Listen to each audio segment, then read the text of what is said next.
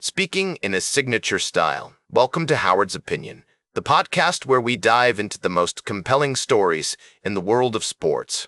I'm your host, Howard, and I'm excited to share with you today's top story. As we navigate the icy landscapes of the Milan Cortina Olympics, a peculiar trend has emerged, one that underscores the profound influence of collegiate hockey on the global stage. Ohio State, a name synonymous with football prowess, has quietly become a powerhouse in women's ice hockey. With 12 current or former Buckeyes representing 5 different countries at these Olympics, it's clear that this institution is not just about gridiron glory, but also about fostering exceptional talent on the ice. The architect behind this transformation is none other than Coach Nadine Muzerall, who since her appointment in 2016 has steered the program from obscurity to NCAA championships in 2022 and 2024. The team's current ranking as second nationally is a testament to her leadership and the depth of talent she has cultivated. What's fascinating about this story, folks, is the camaraderie and competitive spirit among these athletes. Despite being teammates back in Ohio, they find themselves on opposite sides of the rink at the Olympics. The trash talk is minimal for now, but as Hilda Svensson, a Swedish forward and one of the NCAA's top scorers, hinted, things might get more intense if they face off against each other in the knockout round. This phenomenon isn't isolated to Ohio State. It reflects a broader trend where collegiate hockey serves as a feeder system for national teams.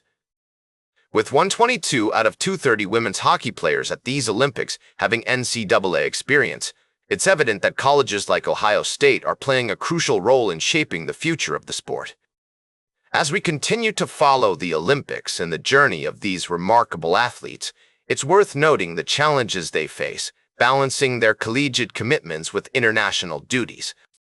The Professional Women's Hockey League has taken a break to accommodate the Olympics, but the NCAA season presses on, leaving teams like the Buckeyes to navigate significant roster holes. Before we take a break, I want to leave you with a thought. The intersection of collegiate and professional sports is complex, filled with stories of dedication, sacrifice, and triumph. It's these stories that remind us why sports are so captivating, not just about the games themselves, but about the people who play them.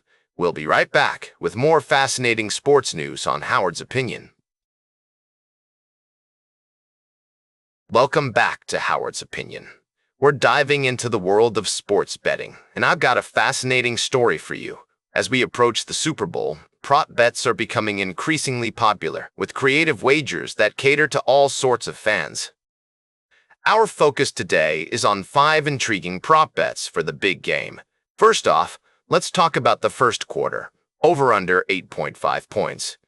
Historically, Tom Brady has never engineered a first-quarter touchdown drive in 9 Super Bowls with the Patriots. Considering the nerves that Sam Darnold and Drake May might experience, it's reasonable to expect a low-scoring start.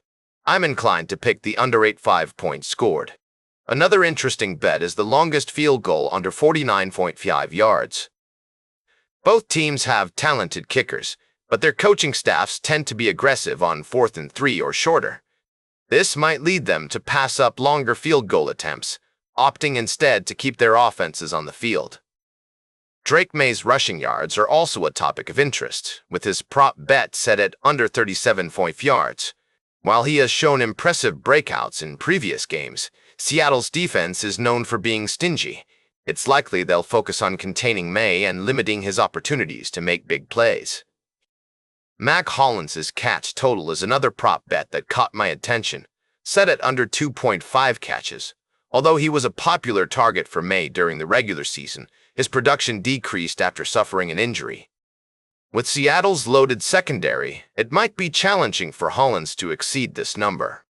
Lastly, let's consider a long-shot bet, Rashid Shaheed as Super Bowl MVP. As a speedster with the ability to make home run plays, he could potentially make a significant impact on the game. With odds of 45-1, this bet is certainly worth considering for those who enjoy taking risks. These prop bets offer an exciting way to engage with the Super Bowl, and each one presents an intriguing narrative. Whether you're a seasoned sports bettor or just looking to add some extra excitement to the game, there's something for everyone. Welcome back to Howard's Opinion. As we wrap up today's show, let's dive into the world of college basketball, where excitement and upsets are always just around the corner. This weekend saw some thrilling matchups that are definitely worth discussing. First off, in the Women's League, number 11 Kansas isn't the team we're talking about. Instead, it was the Jayhawks' female counterparts who aren't in the news today. However, their male peers had a significant win against Utah with a score of 71-59. Flory Bidunga stole the show with an impressive 17 points, 10 rebounds, and 7 blocks, showcasing his incredible skill set on the court. The Jayhawks are now on a 7-game winning streak and are gearing up to face off against top-ranked Arizona on Monday night. This upcoming matchup is one to watch, as Kansas looks to extend its winning streak against a formidable opponent. In other news, Oklahoma Sooners managed to snap their 9-game losing streak with a win over number 15 Vanderbilt, ending the game with a score of 92-91. Xavier Brown's exceptional performance in the second half, where he scored 14 of his 20 points, was instrumental in securing the win for the Sooners. This victory marks a significant turnaround for Oklahoma and gives them momentum heading into their next games. Last but not least, on the women's side, number 11 wasn't the ranking we were focusing on. Instead, it was the Lady Jayhawks' counterparts in another league that caught our attention today. However, talented teams like Baylor or UConn weren't the focus of these three stories. What did catch our eye was when the Baylor Bears women's basketball team wasn't mentioned, and neither was the UConn Huskies women team. What was mentioned, though, is how number 11 Kansas men are preparing for a big matchup against top-ranked Arizona after beating Utah. That's all for today's Howard's Opinion.